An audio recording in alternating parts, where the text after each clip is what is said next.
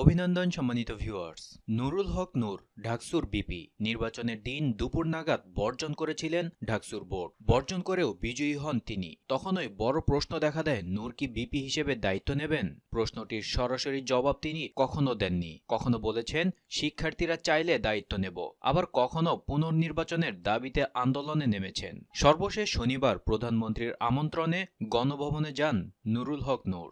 সেখানে প্রধানমন্ত্রীর প্রশংসায় পঞ্চমুখ ছিলেন নূর। বলেছেন, প্রধানমন্ত্রীর মধ্যে মায়ের প্রতিকৃতি দেখতে পান তিনি। এমনকি নিজেদের ছাত্রলীগের সাবেক নেতা বলেও বেশ কয়েকবার দাবিও করেছিলেন। বলেছিলেন তার পরিবারও নাকি আওয়ামী ঘরানার। ডাকসুর পরিচালনায় চেয়েছিলেন প্রধানমন্ত্রীর সহযোগিতা।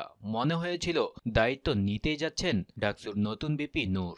কিন্তু পরদিনেই আবার দেখা যাচ্ছে সিদ্ধান্ত পাল্টালেন তিনি। ফের ডাকসুর নির্বাচন চাইলেন নূর। ঘোষণা করলেন আন্দোলনের কর্মসূচি। রোববার বিকেলে সংবাদ সম্মেলনে কথা বলেন তিনি। এ সময় ডাকসুর পুনর্নির্বাচনের দাবি জানিয়ে নতুন কর্মসূচি ঘোষণার দাবি করেন বিপি নুরুল হক নূর। দাবিগুলো হলো ভিসির পদত্যাগ, নির্বাচন বাতিল, পুনঃতফসিল ঘোষণা, মামলা প্রত্যাহার, হামলাকারীদের চিহ্নিত করে বিচারের আওতায় আনা, নির্বাচন বয়কট করা ৫ প্যানেলকে সাথে নিয়ে আন্দোলন চালিয়ে যাওয়া হবে বলে জানিয়ে তিনি বলেন, ১৮ মার্চ থেকে সকল একাডেমিক কার্যক্রম বন্ধ করে সেদিন সকাল ১১টায় রাজু ভাস্কর্য থেকে মিছিল নিয়ে ভিসি কার্যালয় অবরোধ করা হবে। বারবার এমন অবস্থা বদলে সমালোচিত হচ্ছেন সাম্প্রতিক সময়ে দেশব্যাপী আলোচিত এই ছাত্র নেতা। এমনকি তার অনুগতরাও অনেকে বলছেন, নূর কখন কি বলে তার কোনো ঠিক ঠিকানা নেই। সব মিলিয়ে গত কয়েকদিনের কথাবার্তা অনেকে বলছেন তিনি এখন হয়ে উঠেছেন আনপ্রেডিক্টেবল নূর।